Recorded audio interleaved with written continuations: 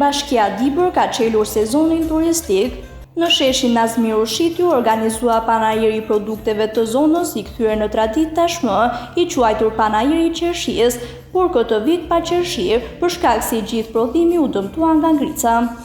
Në panajir nuk mungonin prodhimet bio të zonës, të cilat tashmë pas hapjes së rrugës së Arbrit dhe afrimit të Dibrës me Tiranën për një orë mund t'i shijojnë të gjithë.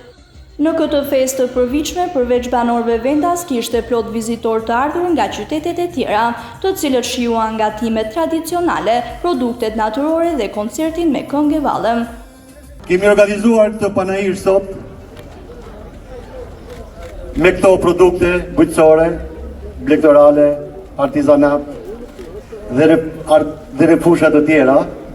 thjesht jo vetëm për promovimin e këtyre produkteve, por rreth parë për promovimin e turizmit në Dibër. Është viti i parë që bëhet një panajir pa qershinë e Dibrës. Dhe po e shohim Tirana, Dibra, Shqipëria,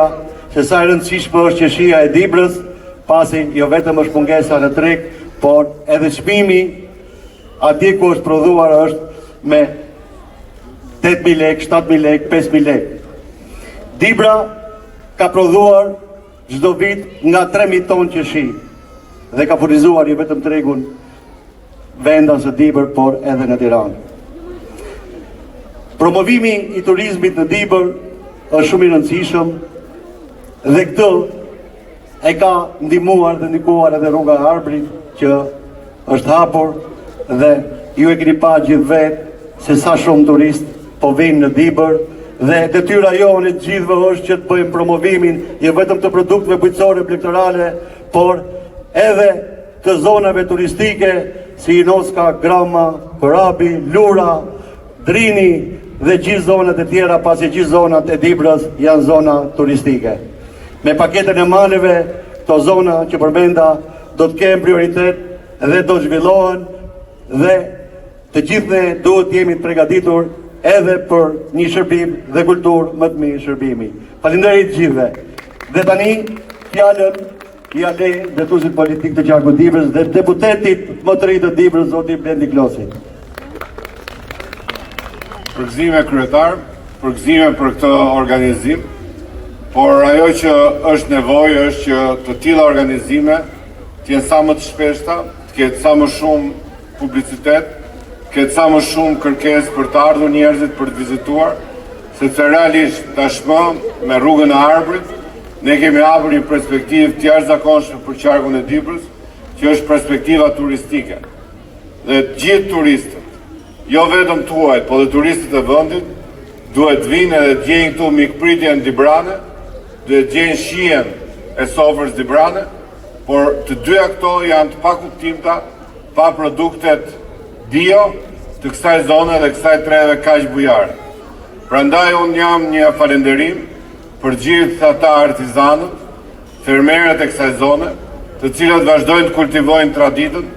vazhdojnë përpikjen që në kushtet vështira nuk diskutohet, të mbajnë akoma zanatet vjetra, por natyrisht edhe atë një traditë bukur të kësaj zone, siç janë odat e burrave, takimet, vizitat nëpër zonat turistike, vizitat në zonat e trashëgimisë natyrore dhe padyshim parqet e mrekullueshme që Dibra ka. Kështu që në këtë panajir bëhen bashk tradita, artizanët, nxënësit e shkollave profesionale që do duhet padyshim mbështetur, edhe duhet bëjmë një thirrje të madhe kudo që kemi mundësi, jo vetëm në për këto takime, por sidomos pushteti lokal,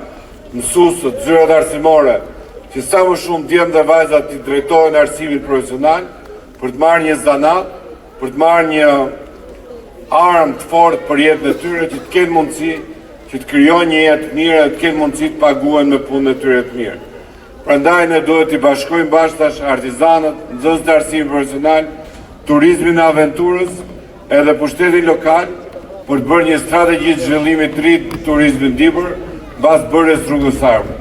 Prandaj edhe një herë përgëzime për gjithë ata dhe për vajzat e djem që po na shoqërojnë këtu me këngë dhe valle, për gjithë ata që ka kontribuar në këtë aktivitet, edhe unë edhe Alma si deputet e rinj të Dibrës, do ta kemi në prioritetet tona zhvillimin e traditës, zhvillimin e kulturës, zhvillimin e turizmit, edhe natyrisht ajo që është më e rëndësishme nga çdo gjë është krijimi një brezi të ri që ditë shërbej, ditë kontriboj e ditë mirëpres. Që edhe një herë gëzuar festën edhe bëfshit sa më shumë qef sot gjatë gjithë ditës. Qarku i Dibrës tashmë pas hapjes së rrugës së Arbrit është shkurtuar ndjeshëm dhe gjithë atraksionet turistike të kësaj zone janë të arritshme, si Lugina e Drinit të Zi, Mali i Korabit, liçenet e Lurës, zona turistike të Bulqizës e Matit e të tjerë.